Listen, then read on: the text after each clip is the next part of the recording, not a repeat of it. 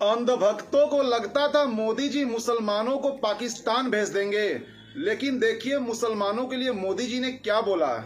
जो हिंदुस्तान की मिट्टी के मुसलमान है, जो हिंदुस्तान की मिट्टी के मुसलमान है, जिनके पुरखे मां भारती की संतान है, भाइयों बहनों, उन पर नागरिकता कानून और एनआरसी दोनों का कोई लेना देना नहीं।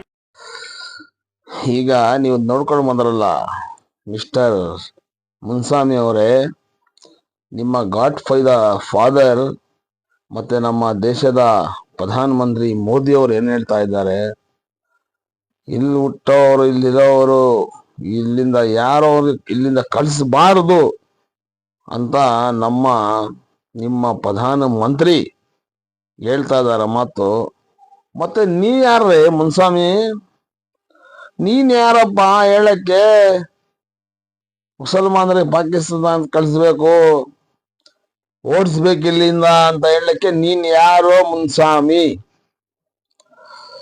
ಬೇರೆ ಸಮಾಜಕ್ಕೆ ಅಪವಾದ ಮಾಡಕ್ಕೆ ನೀನ್ ಯಾರೋ ನಾನು ಕೇಳ್ತಾ ಇದ್ದೀನಿ. ಮತ್ತೆ ಇನ್ನೊಂದು ಮಾತು ಹೇಳಕ್ಕೆ ಇಷ್ಟಪಡ್ತೀನಿ ಮುನ್ಸ್ವಾಮಿ, ನಸೀರ್ ಸಾಹೇಬರಿಗೆ ನೀನ್ ಏನ್ ಹೇಳಿದೆ, ಮನೆಯಿಂದ ಆಚೆ ಬರುವಾಗ ಯೋಚನೆ ಮಾಡಿ ಬರ್ಬೇಕಂತ ಹೇಳ್ತಾ ಇದೆಯಲ್ಲಪ್ಪ, ಅದ್ ಏನ್ ಯೋಚನೆ ನೀನೇ ಹೇಳ್ಬಿಡು. ಅವ್ರು ಏನ್ ಯೋಚನೆ ಮಾಡಿ ಮನೆ ಆಚೆ ಬರ್ಬೇಕಂತ ನೀನ್ ಹೇಳ್ತಾ ಇದೀಯಾ, ಅದು ಏನು ನೀನೇ ಹೇಳ್ಬಿಟ್ರೆ ಒಳ್ಳೇದು. ನಸೀರ್ ಸಾಹೇಬರಿಗೆ ಅನುಭವ ಇರೋದು ರಾಜಕೀಯಾಗ, ಅಷ್ಟು ವಯಸ್ಸು ನಿನ್ಗಿನ್ನ ಆಗಿಲ್ಲ. ಅಷ್ಟರಲ್ಲೇ ನೀನ್ ಏನಂದ್ರೆ ಬಗೊಳ್ತಾ ಇರ್ತೀಯಲ್ಲಪ್ಪ ಮುನ್ಸ್ವಾಮಿ. ಮಾಜಿ ಸಂಸದ ಮುನ್ಸ್ವಾಮಿ ಅಂದ್ರೆ ಬೇರೆ ಬೇರೆ ಮುನ್ಸ್ವಾಮಿಗಳಲ್ಲ. ಈಗ ನೋಡಿದಲ್ಲಪ್ಪ ವಿಡಿಯೋ, ಮೋದಿ ಅವ್ರು ಏನ್ ಹೇಳ್ತಾ ಇದಾರೆ, ಅವರೇ ನಮ್ ಭಾರತದಲ್ಲಿ ಇರೋ ಮುಸಲ್ಮಾನರಿಗೆ ಆ ದೇಶಕ್ಕೆ ಯಾರು ಕಳಿಸಬಾರದು ಅಂತ ಹೇಳ್ತಾ ಇದಾರೆ. ಆದ್ರೆ ನೀನೇನಪ್ಪ ಹಿಂಗೆ ಹೇಳ್ತೀಯ? ಇದೇನ ಕಲ್ತಿರೋದು ಮೋದಿಯವ್ರ ಹತ್ರ ಪಾಠ? ನೀನು ಅವ್ರ ಮರ್ಯಾದೆ ತೆಗಿತಾರದು. ಇನ್ನೊಂದು ಮಾತಿನಿಂದ ಒಂದ್ ಸಂತೋಷ ಆಗುತ್ತೆ ಮುನ್ಸ್ವಾಮಿ. ಏನಪ್ಪಾ ಅಂದ್ರೆ, ನಿನ್ಗೆ ಕರ್ಕೊಂಡು ಬಂದಿದ್ದು ಕೋಲಾರ ಕ್ಷೇತ್ರಕ್ಕೆ ಈ ಕಾಂಗ್ರೆಸ್ ಅವ್ರೆ, ಗೆಲ್ಸಿದ್ದು ಕಾಂಗ್ರೆಸ್ ಅವ್ರೆ.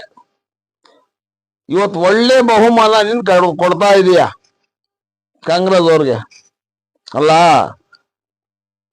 ನಿನ್ಗೆ ಗೆಲ್ಸಿದ್ದು ಕಾಂಗ್ರೆಸ್ ಅವರೇ, ಇಲ್ಲಿ ಕರ್ಕೊಂಡ್ ಬಂದು ಕೋಲಾರ ತೋರ್ಸಿದ್ದು ಅವ್ರೆ.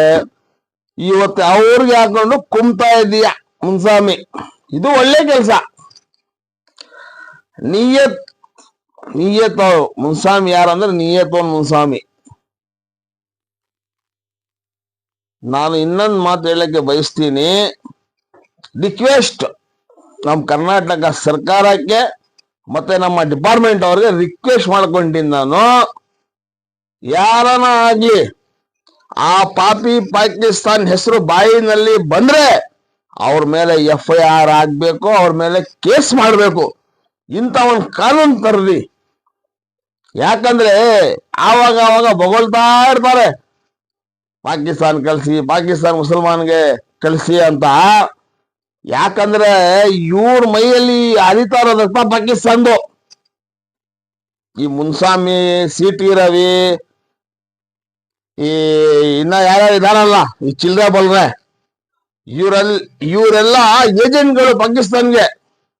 ಅದಕ್ಕೆ ಆವಾಗ ಪಾಪಿ ಪಾಕಿಸ್ತಾನ್ ಹೆಸರು ಇವ್ರ ಬಾಯಲ್ಲಿ ಬರೋದು. ಇವತ್ತರೆಗೂ ಯಾವ್ದನ ಒಂದು ಮುಸಲ್ಮಾನ್ ಬಾಯಲ್ಲಿ ಪಾಕಿಸ್ತಾನ ಹೆಸರು ಬಂದಿದ ನೋಡಿದ್ದೀರಾ ನೀವು? ಯಾಕೆ ಇವ್ರು ಹೇಳೋದು ಇವ್ರು ಪಾಕಿಸ್ತಾನ್ ಏಜೆಂಟ್ಗಳು? ಪಾಕಿಸ್ತಾನ್ ಯಾರ್ದು? ಅದು ನಾವು ಕಟ್ಟಿರೋ ಭಿಕ್ಷೆ. ಆ ಭೂಮಿ ನಮ್ದೆ. ನೀವು ಮತ್ತೆ ಪದೇ ಪಾಕಿಸ್ತಾನ ಕಳಿಸಿ ಪಾಕಿಸ್ತಾನ್. ನಾನ್ ಹೇಳೋದಷ್ಟೇ ರಿಕ್ವೆಸ್ಟ್. ಅವಾಗ ಹೇಳಲೆ, ಈಗ ಹೇಳ್ತಾ ಇದ್ದೀನಿ, ಪಾಕಿಸ್ತಾನ್ ಹೆಸರು ಯಾರ ಬಾಯಲ್ಲಿ ಬರುತ್ತೆ ಅವ್ರ ಮೇಲೆ ಕೇಸ್ ಮಾಡಿ FIR ಮಾಡ್ಬೇಕು ಅವ್ರ ಮೇಲೆ. ಪಾಕಿಸ್ತಾನ ಹೆಸರೇ ಬರಬಾರ್ದು ನಮ್ಮ ಭಾರತೀಯರ ಬಾಯಿಯಲ್ಲಿ ಯಾವತ್ತಷ್ಟೇ ಪಾಕಿಸ್ತಾನ ಹೆಸರು ಯಾವತ್ತೂ ಅಷ್ಟೇ ನಮ್ಮ ಭಾರತೀಯ ಬಾಯಿಯಲ್ಲಿ ಬರಬಾರದು ಅಂತ ಯಾವ್ದನ ಒಂದು ಕಾನೂನು ತನ್ನಿ ಇಂಥವ್ರ ಬಾಯಿ ಮುಚ್ಬೋದು. ಸುಮ್ಮನೆ ಜಾಸ್ತಿ ಮಾತಾಡಕ್ ಹೋಗಲ್ಲ ನಾನು. ಮತ್ತೆ ನಮ್ಮ ದೇಶದ ಪ್ರಧಾನಮಂತ್ರಿ ಮೋದಿಯವರ ವಿಡಿಯೋ ಮತ್ತೆ ಹಾಕ್ತೀನಿ ನೋಡಿ. ಮೋದಿಯವರು ಏನ್ ಹೇಳ್ತಾ ಇದ್ದಾರೆ ಅದರ ಆಪೋಸಿಟ್ ಈ ನಮ್ಮ ಮಾಜಿ ಸಂಸದ ಮುನ್ಸ್ವಾಮಿ ಇದ್ದಾರೆ. ಮತ್ತೇನಂದ್ರೆ ನಮ್ಮ ಮೋದಿಜಿ ಅವರು ಅಂತಾರೆ. ಅವ್ರು ಹೇಳೋ ಮಾತ್ ಮೇಲೇನೆ ಇಲ್ಲ, ಇವರು ಬರೀ ತರಲೆ ಕೆಲಸಗಳು ಮಾಡ್ಕೊಂಡು ಇದ್ದಾರೆ ಅಷ್ಟೇ. ಇನ್ನ ಹೇಳ್ಬೇಕಂತ ಇದ್ದೆ ಕೆಲವು ಮಾತುಗಳು ಈ ವಿಡಿಯೋಲ್ಲಿ ಆಗಲ್ಲ, ಯಾಕಂದ್ರೆ ವಿಡಿಯೋ ಲಾಂಗ್ ಆಗ್ಬಿಡುತ್ತೆ.